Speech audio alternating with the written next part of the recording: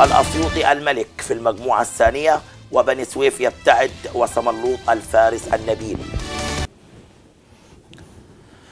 عدنا إليكم مع أعزائي المشاهدين والمجموعة الثانية مباشرة. النتائج مع الأستاذ محمد باهي. كيما أسوان المدينة المنورة 1-1، سكر نجا حمادي 0، أسوان 1. المجموعة الثانية معذرة رحت المجموعة الأولى. المجموعة الثانية منية الحيض 0، مركز شباب سنورس 1، مركز شباب مغاغة 0، الولدية 1، الفيوم 1، نصر الفكرية لا شيء، الوادي الجديد 1، الوسطى لا شيء. بني سويف المباراة اللي كان حاضرها زميلنا الأستاذ محمد باهي ومليئة بالمفاجآت 0-0، مركز شباب نصر ملاوي 1، مركز شباب صملوط 3، منفلوط يكتسح الأسيوطي يفوز 4-0. ومش عارف ايه قصة الأربعة مع الأسيوطي يا أستاذ باهي. أربعات على طول ما بيقولش بدأ بالتسجيل لفريق الأسيوطي، والطريف بقى إن عصام عابدين سجل، كان بديل يا كابتن احمد. نزل في الدقيقه 23 من الشوط الثاني. شفت الشبكه المخرومه دي؟ يا سلام على الكابتن عصام، النهارده هيستمتع. لا قاعد يا عم. على فكره يا جماعه الكابتن عصام عبد الفتاح معانا الاسبوع الجاي يعني. ماشي. بص يا ريت بس يا استاذ جمال زي بعضه، انا عارف ضيق الوقت. بعد ما تخلص لنا الاربع اهداف هات لنا الشبكه المخرومه دي. طيب اتفضل.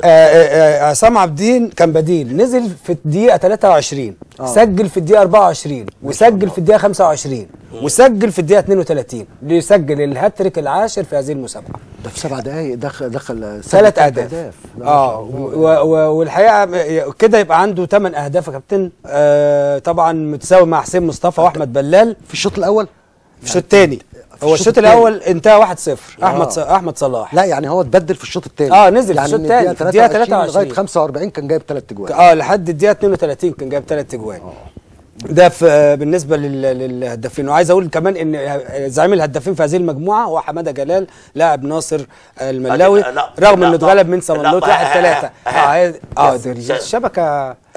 يا سلام يا استاذ جمال. بشكرك والله انت ومحمد عطيه ومحمد صبري. فين الحكم المساعد هنا اللي عمل تشيك قبل المباراه؟ تشيك مين؟ انت الشبكه مش قاعده، انت كلها مقطوعه. ده في متر. ده في متر على يا جماعه.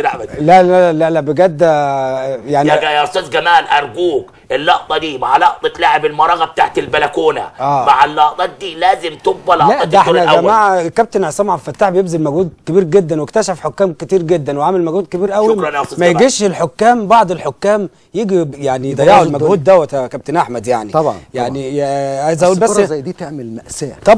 طبعا يعني تعمل مأساة.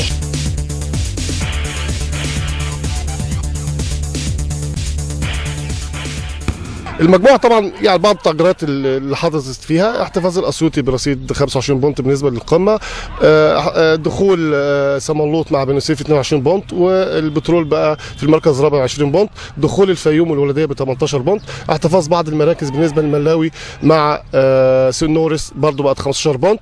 القاع حاليا بقى عندنا 4 فرق متشابهين في عدد النقاط، اللي هي من الحيط مع مغاغه مع الوادي الجديد مع الفكريه برصيد 11 بونت. في طبعا تقارب شويه في المستوى بالنسبه للاربعه اللي فوق، وتقارب في المستوى بالنسبه ل3 فرق برصيد 15 بونت، مع دخول زي ما انا قلت الفيوم مع الولديه قرب من المنافسه بالنسبه للبترول او للمركز الثالث مع بني سويف ومع صملوط ومع البترول. الفرق حوالي ما بين 4 بونت ما بين الثاني وما بين المركز الثالث حوالي 3 بونت. لكن اجمالا عام هي المجموعه من حيث المستوى في تفاوت في المستوى ما بين الفرق كلها. انديه المقدمه الاربعه الاوائل في مستوى ثابت الى حد ما. ابتدى في فرقتين دخلوا في المنافسه، بس انا من وجهه نظري الشخصيه هيكون البترول مع بني سويف، او بعد المركز الثالث اللي هو في الصعود الترقي هيكون صملوط او البترول، ده الاحتلال المركز الثالث. في انديه وسط بتقرب الى حد ما، انديه القاع اللي هم الاربعه الاخر اللي هو من الحيط مع مغاغه مع الوادي الجديد مع الفكريه. الاربع فرق دول 11 بونت. ما اعتقدش ان اكيد المنافسه ما بين في الهبوط بالنسبه لهم هيكون من الاربع فرق دول.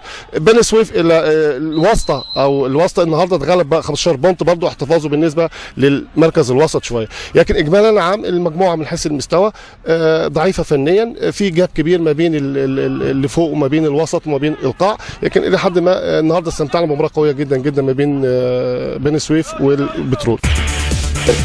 الاسيوط سبورت في المركز الاول 25 نقطه وحيدا، يليه شباب صملوط 22 نقطه، وبنفس الرصيد بني سويف في المركز الثالث، بترول اسيوط رابع 20 نقطه، الفيوم خامس 18 نقطه، الوالديه سادس 18، شباب ناصر ملاوي سابع 15 نقطه وبنفس الرصيد، الوادي الجديد في المركز الثامن، الوسطى في المركز التاسع، شباب سنورس في المركز العاشر، ناصر الفكريه في المركز ال11 برصيد 11 نقطه وبنفس الرصيد، منية الحيط في المركز ال12، منفلوط في المركز ال13، واخيرا مركز شباب مغاغه في المركز ال14. افضل مدير فني المجري جورج فيليدو المدير الفني للاسيوطي، وافضل حكم الكابتن بهاء عاطف في مباراه ناصر ملاوي وصمنلوط.